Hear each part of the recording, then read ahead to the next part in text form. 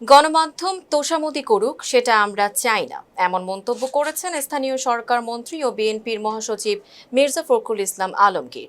সেই সাথে জাতিগতভাবে তোষামোদীর সংস্কৃতি থেকে বাংলাদেশ এখনো বের হতে পারেনি বলেও মন্তব্য করেন তিনি।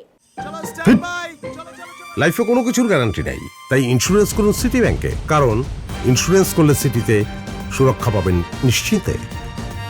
রোববার রাজধানীর ইঞ্জিনিয়ার্স ইনস্টিটিউশন বাংলাদেশে ন্যাশনাল এডিটর্স কাউন্সিল আয়োজিত জুলাই শহীদ সাংবাদিক সম্মাননা অনুষ্ঠানে এসব কথা বলেন মির্জা ফখরুল ইসলাম আলমগীর।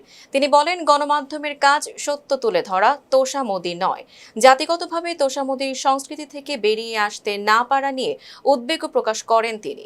দিয়ে রাষ্ট্র পরিচালনার দায়িত্ব যায়, তাদের বেনিফিট অনুযায়ী তারা কাজ করবে। এই বিষয়টা কিন্তু আমরা পুরোপুরি কেন যাই না, অ্যাভয়েড করে যাচ্ছি। মির্জা ফখরুল বলেন, দীর্ঘ 15 থেকে 16 বছরের গণতন্ত্র পুনরুদ্ধারের আন্দোলন এবং জুলাইয়ের গণ অভ্যুত্থানের মধ্য দিয়ে বাংলাদেশ নতুন রাষ্ট্র গঠনের একটি ঐতিহাসিক সুযোগ পেয়েছে।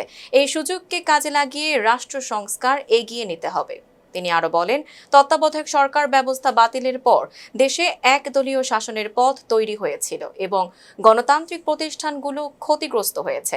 তবে নির্বাচনের মাধ্যমে এখন গণতান্ত্রিক সরকার প্রতিষ্ঠিত হয়েছে। মতপার্থক্য থাকলেও সংঘাত নয়, আলোচনার মাধ্যমেই জাতীয় ঐক্যমত্য গড়ে তুলতে হবে বলে মন্তব্য করেন তিনি। Tanjiba Nowrin, face the people. লাইফে কখন কি হয় গ্যারান্টি আছে, তাই ইন্স্যুরেন্স করুন সিটি ব্যাংকে, কারণ ইন্স্যুরেন্স করলে সিটিতে সুরক্ষা পাবেন নিশ্চিন্তে।